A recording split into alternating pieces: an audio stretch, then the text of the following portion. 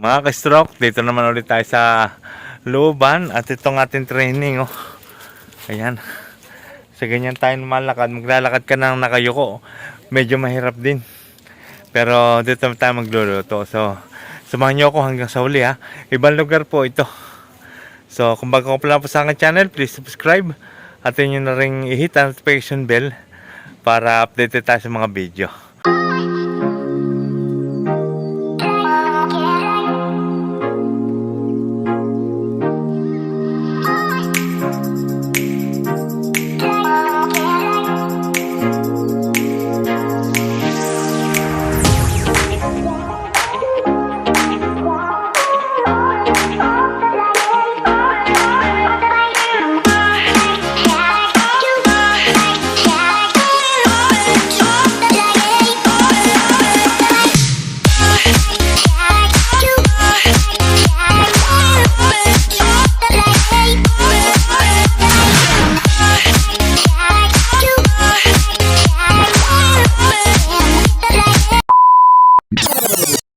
Mga ka-stroke, dito na naman tayo sa bukid. Pero hindi po ito Antonio's Farm. Ito po ay Medina's Farm. At ito po ay pag-aari na ni Mr. Marlon Pagyo. Nabili po niya ito. Ayan, so dito po ngayon tayo magluluto. So bali ang mika niya po nito, si Marlon Pagyo, ay siya po ay bayaw ko. Kaya open na open po tayo dito. Kahit ano po ang ating pitasing gulay din dito, ay okay din po sa kanya. Hindi naman kalakihan ang lugar na ito, pero napakasarap din magluto dito. At ayan, makikita nyo, may mga bahay sa tabi. Ayan, so ito po ay Barangay Banayad.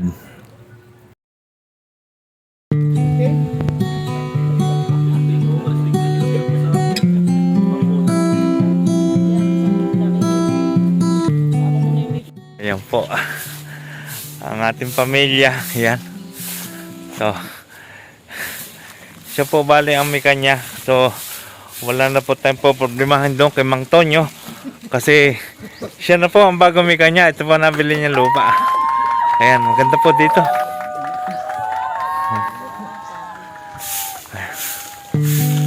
Oh.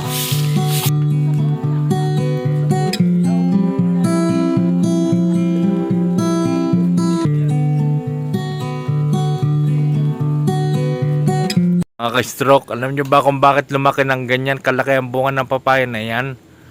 Ayan o, kasi yan po ay binak po dito sa ilalim nung siya maliit pa ay nilagyan po ng butas yan. Yan. Bali apat po, siniksikan po yan ng kawayan.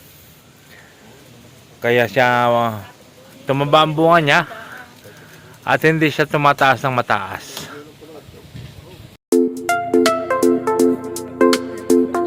Magtitinola po ulit tayo. Yan, so ihahanda na po natin ang mga rekado para sa tinola.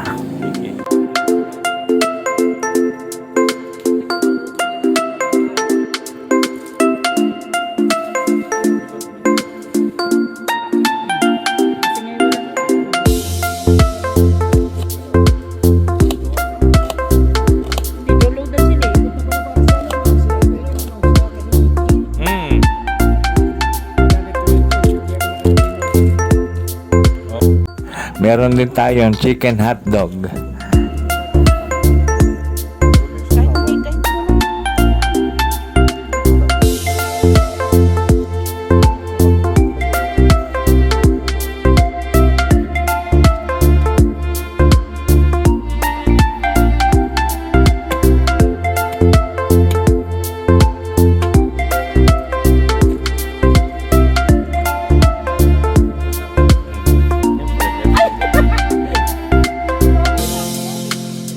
Bale, yung ibang manok ay gagawin natin chicken barbecue.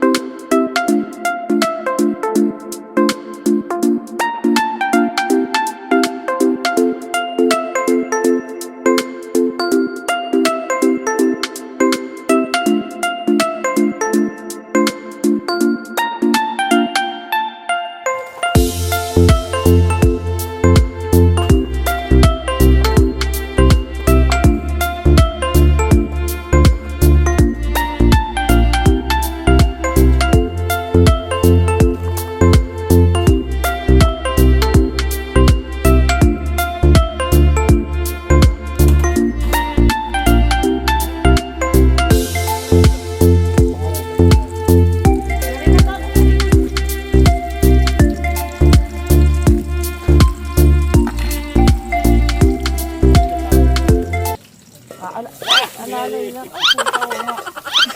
Tataog nga, tol. Tataog. Dito, Boy Scout. Ayan! Wag na. Teka, ano natin?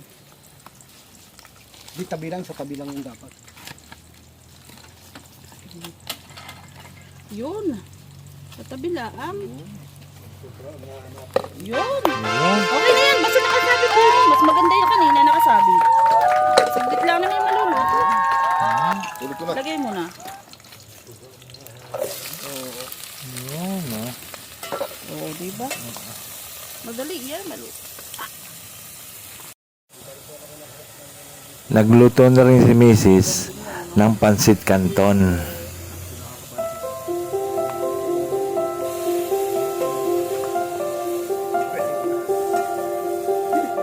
Tayo nag-inom bago sinatulog ng bahay.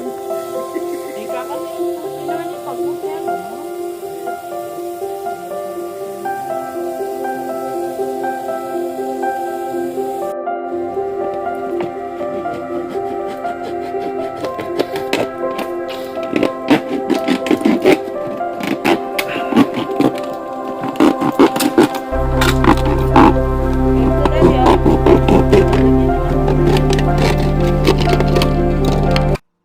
Para sa amin, mas masarap kumain sa bukid kaysa sa mamahaling restaurant.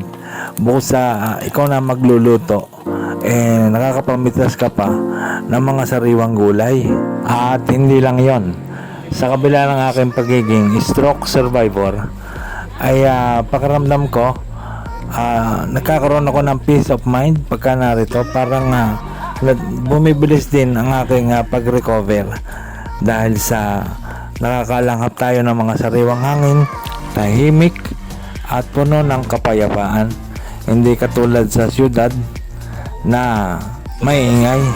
Nakaka-relax talaga rito at talagang makakalimutan mo ang iyong pagiging stress bilang isang stroke survivor. Kaya nawiwili ako sa bukid.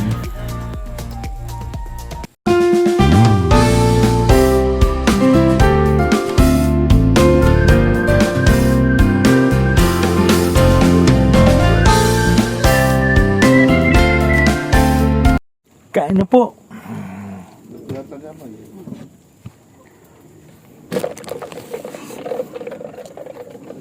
Batch Birthday din natin Lokoy. Sabay sila. sabay din niya yan.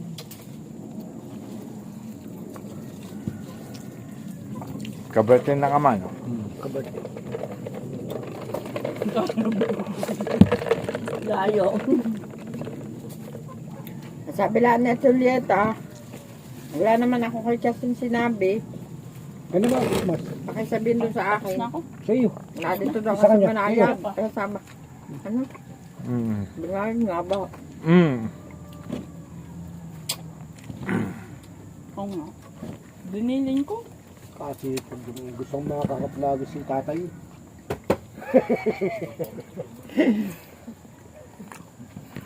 Ay, Pedro, ano?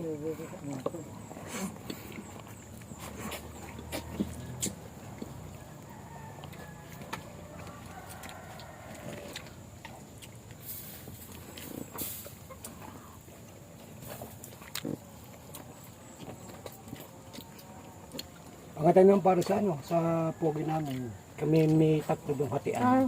Sabi ko, May benta na sa amin yung ano, sa pogi. Binibenta na. Hindi, inibenta na sa amin. Hmm?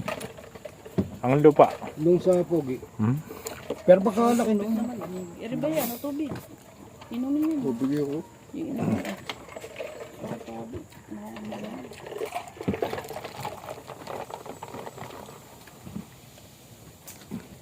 At sabi ni parang Jimmy, ayaw. Wala pa ako. Ha? Wala ron. Eh baka sa trabaho. Wala trabaho. Hindi sasasawa.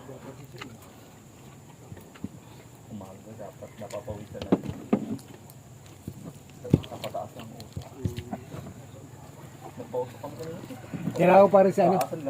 Si Gado. No. Gado pero sabi ko, pre! wala na akong panginom. Kaya, ikaw pa, mawawalan. Sabi sa inyo eh. Pagka hindi nga, kami nga bitin na ako. Wala na pang dadating. Ay, sabi ko, nung bandang huli, sabi, ikaw pa, mawawalan. Sabi ko naman sa kanya. Alam parang sabi ko, joke lang. Sabi ko gano'n. Sabi sa kanya, humingi ka sa ano, sa batch natin. Sabi ko, ay hindi nakakuha ako, hindi yung maging klase na. Wala, like na. Basta. Biyahe pa rin siya eh. Tsaka na. Gano'n.